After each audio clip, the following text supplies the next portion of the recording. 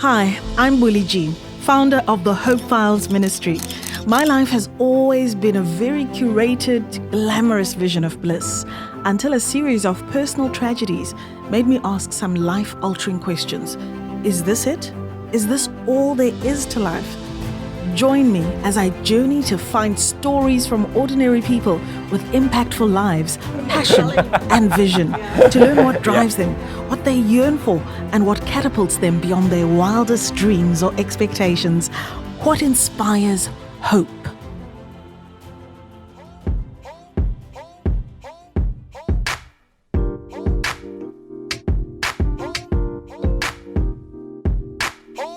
Harrison Dax Nash is on Her Majesty The Queen's list of 2020 honours. I'm truly proud, and that's because he's one of my very good friends here in South Africa. He arrived in the country over a decade ago and has been making his mark as a humanitarian looking after at-risk children in Port Elizabeth in the Eastern Cape. Harrison was born in the city of Plymouth in the southwest county of Devon in England as one of three siblings, of which he was the youngest. He attended Devonport High School for Boys before first going to work with his father at his international entertainment marketing firm, working on a host of music and sports events worldwide. It was his first volunteer trip to Port Elizabeth, South Africa in 2007 that transformed the direction of his life, leading him to take up a degree course in social work at the University of Plymouth, where he now has a contract as an honorary lecturer. He has also established a UK charity, Maranatha Care Children. His trip also led to his long-term involvement with the South African NPO Maranatha Street Workers Trust, where he remains until this day on a work visa, serving in their primary project being a residential child and youth care centre for 34 children and young adults. The organisation also has an adult care section, income-generating projects and community work outreach initiative, particularly involving the homeless in the city of Port Elizabeth. Let's start at the beginning. Mm-hmm. We're in Port Elizabeth, South Africa, Yes. and it's a long way away from Plymouth, UK. Okay, well, it was 2007 when I first came through. I had originally been planning to study marketing, English in London. That was the footsteps I thought I would be going in. And I decided to do some volunteer work. I'd taken an interest in South Africa, in Mandela at the time when I was at school, and decided to sign up for a 4-month experience working with children, teaching in some of the township areas here in Port Elizabeth. And that trip, as cliched as it sounds, changed my life. I fell in love with that work I was doing, and I identified a place where I could actually make a greater impact if I really committed over a longer period of time. And that led to me actually eventually relocating here on a permanent basis. So my dad has a successful entertainment marketing company that he set up in London. So he's worked with many international artists over the years. You know, everyone from your Madonna to your Elton John and Bon Jovis and A-list artists all across the world. And I had work experience with him from when I was very young. Actually, I was 11 years old, first on a music festival That's child labour, by the way. Working with him. Joking. I don't think you should tell anyone that. But then after I finished school, I thought I was going to go into the family business. You know, I worked with him for a while, also with the vision to save some money to come out to South Africa in the first instance. And even with that short experience I had, you know, we had meetings in America, in South America, across Europe, and I was traveling with him, working alongside him. I'm just trying to get behind what it is that you felt at the time was calling you to this work, because it has to be so much more than an adventure, because that life wasn't a life that would repel you. I mean, those are quite heady circles. What made you do it? What struck me was that in the short-term volunteer sphere of work that people do coming to South Africa or other countries, it can be great, it can be rewarding, and of course you can make a difference over a short period. but you come and then you leave again. So, you know, there isn't so much in terms of the investment or following those children through, for example, or building on their lives over such a longer period. And I actually identified that from the position that I was in, which was indeed a position of privilege, and that I had everything given to me, that I could actually be a person who could make a difference if I really set about my passion into that area.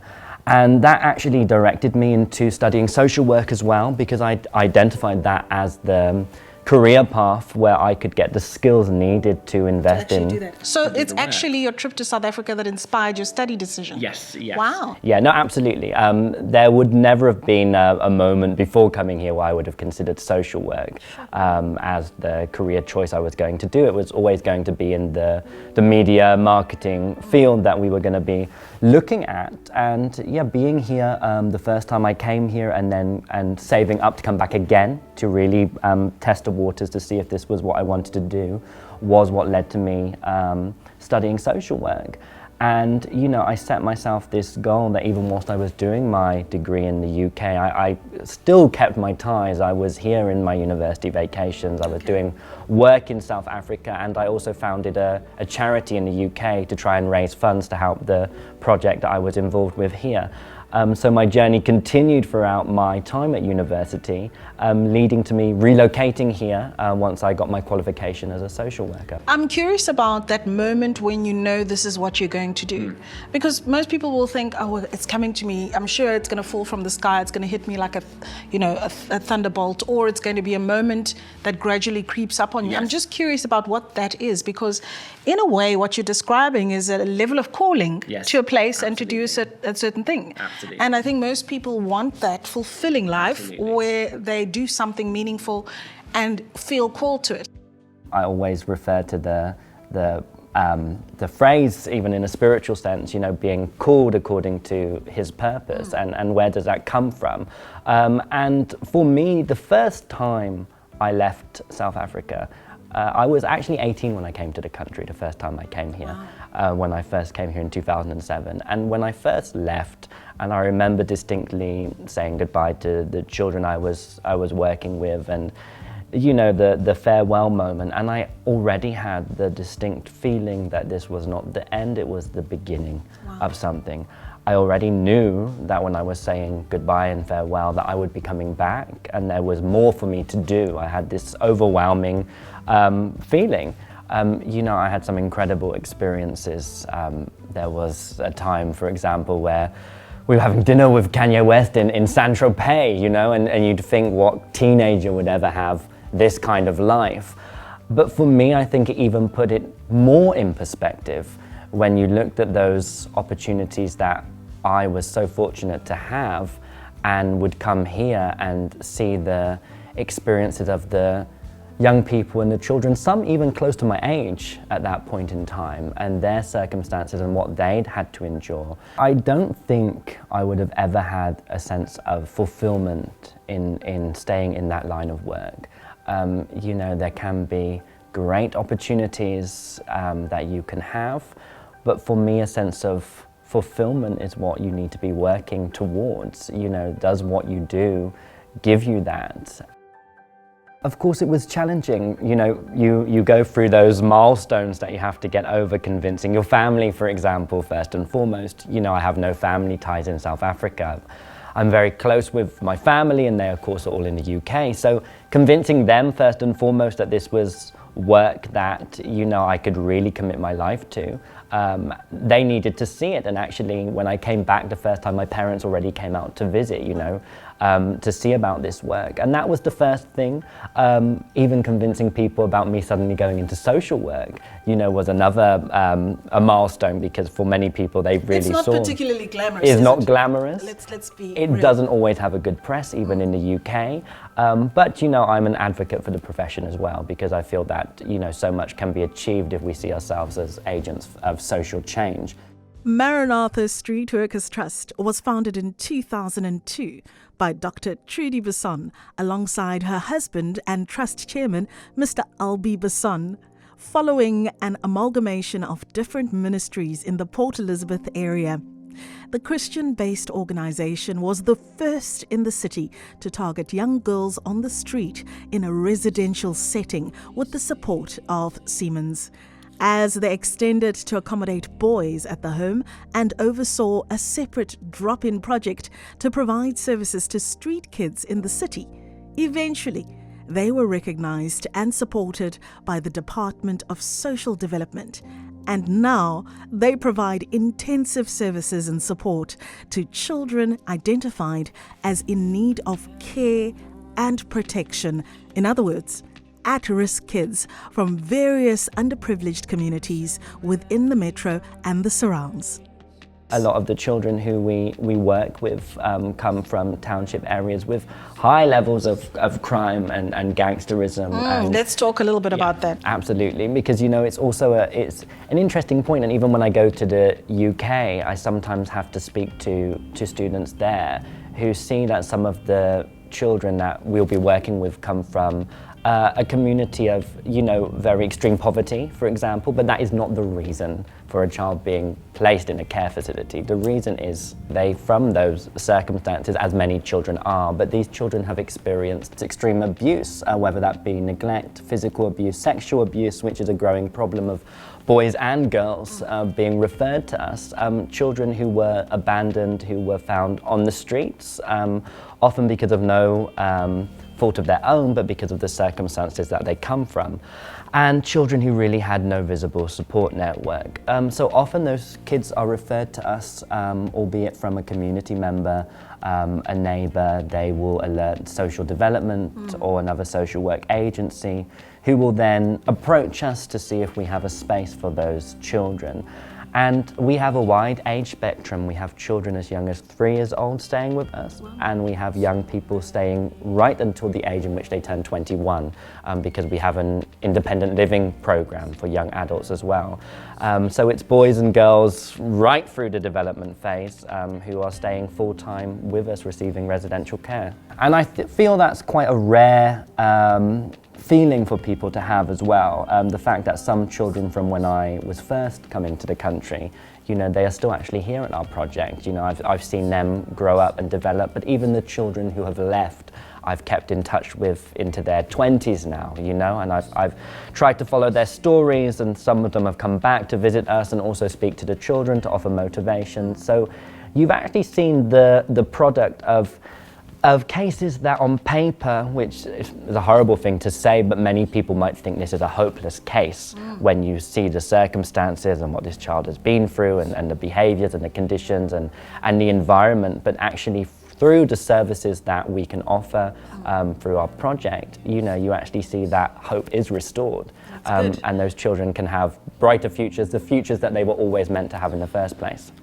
So let's talk a bit about the difficulties and the true realities of this type of work, because sometimes you will find the statistics saying children from those environments mimic behavior which is destructive, and in addition to that, we'll also find that not all of them can be rehabilitated because it's just in other situations too far gone.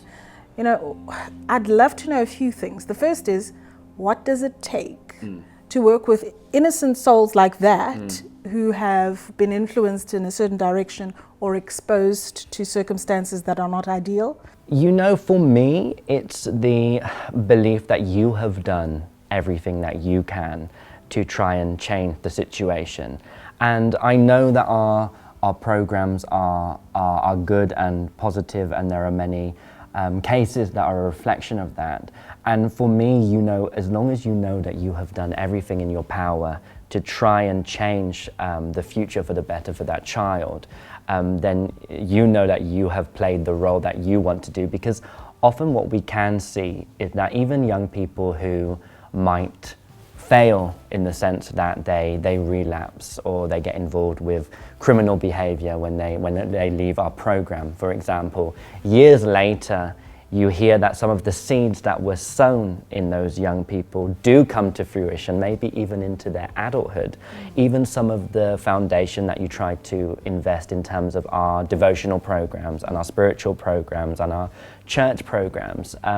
You know, I've seen young people who've lived on the streets into their young adulthood, and then suddenly I see them at outreach event years later, and they start reflecting on the opportunity they had when they were with us and how they wish they'd made the most of it, but somewhere along the line they found their way again. And that's what you always hope. You might not see the results now, or you might not ever see the results yourself, but what you sow in that young person can be seen somewhere in their lives in the future. What is it you think people need to have as part of their makeup to do this line of work? First of all, I feel a sense of humor is always important. You'll know that as well, but I feel as though in any sense of the word, when you're going into some of the circumstances and environments that you're going into, you need to be able to have a positive outlook as well, you know, not thinking the worst, not being pessimistic, but going into a situation and thinking, how can we turn this around? And also for me, another important quality is the idea of never being apathetic, if I can put it like that. Because some people will say in a social work sense of the word, you need to keep a distance from what you're doing. And of course that is true to some regard, but for me also, you need to work with love. You know, you need to have love for people, you need to have empathy with people, you need to be able to work with them on the level where they are at. And I feel as well, you do need to have a positive support network around you. And also friends who you can rely on spiritually as much as anything else. You know, that you can offload on and that you can pray with and be there together to give you the strength to actually start the next day with a positive outlook again. And also for me, it's very important to be open-minded, to be able to embrace culture as well. You know, it's such an important idea when it comes to working in social work in general, you know. As program manager at Maranatha, Harrison has ensured that in partnership with the founders, the children of Maranatha experience the most exciting and interesting excursions and life lessons through various corporate partnerships that he has maintained over the years. For me as well, the mandate is that not all children are going to be academic. So you direct children into vocational training and trade options, or you channel your energy into things such as sport as well. You know, we have many sporting achievements and talents for our young people too. And for me, you have to network with the community to try and find the resources and the people that can do it at a discounted rate or even for free to give these children opportunities where they can really shine. So we've got young people who get lessons at the Walmer Cricket Academy. They attend the Humewood Sea Scouts, for example. We've got swimming lessons that they have had through the university. You know, we've got a number of extracurricular activities that the young people are part of. And the environment they're in as well Yes. is quite an interesting one. Tell us a bit about that. Yes, well, absolutely. We have a full program for the children. You know, they get individual homework assistance, for example, whilst they are here.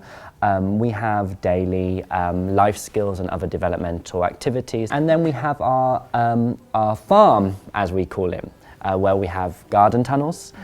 We call them our buddy tunnels, for example. We're trying to teach survival skills for the children, actually so they can go out to the community one day and teach other children, for example, how to do their own grow food and do their own vegetable garden. We've got animals here which we also use in a therapeutic sense. There's a benefit in using other forms of therapy, albeit art, music, animals. So we've even got some horses who we utilize in that regard as well, our miniature horses here. And then we've got some other income generating projects like our piggery and our aquaponics, where the children are also trained in. It was a wonderful example recently. One of our oldest young people turned 21. He's studying logistics management, and he was guided here in how to actually run a piggery. And now he's gone back to his family in Kwanabushle, where he's running his own piggery with his uncle there, and helping their family, that side. And it's wonderful to think that those skills he got from the practical and the academic opportunities that he had when he was part of our program. Tell us what you have learned from the children. I find that the children are incredibly resilient. It's often a buzzword that you hear being used, but I see it on a daily basis. You know, what the children have endured, the sense of adversity that they've had in their lives and the setbacks that they go through. You know, I'm involved sometimes in having to break the news of children's parents dying or close relatives dying or other traumas that they go through whilst they are here with us as well. And always this capacity to bounce back and to carry on. And you know, when you look at photos of our children and what they are doing, you will often see big smiles on their faces. And people will question, but you know, what's this child's story? And when they would hear it, they wouldn't believe that this young person has gone through so much. So for me, they are really my inspiration and my heroes. And that gives me some of the energy that I need to keep doing the work that I am involved with. Fantastic. And now to get back to your story. Yes. My last question is an interesting and very crucial one. Would you change anything? Do you have regrets? Oh, there's a good question. For me, it's no regrets. I don't believe in coincidences. You know, I believe in fate and destiny as much as I believe in faith, you know, because that's very pertinent in the work that I do. But I believe that everything that has happened to me has happened for a reason. There was a reason why I first got on that plane to Port Elizabeth, and there's a reason why I'm still here today. And for me, yeah, I will never look back and say, I have regrets, and I hope I'll be doing this still for a long time to come. So you would trade it for an all-access pass anytime? I'm joking. I'm joking. Thank you for the chat, Harrison. Much appreciated. Thank you.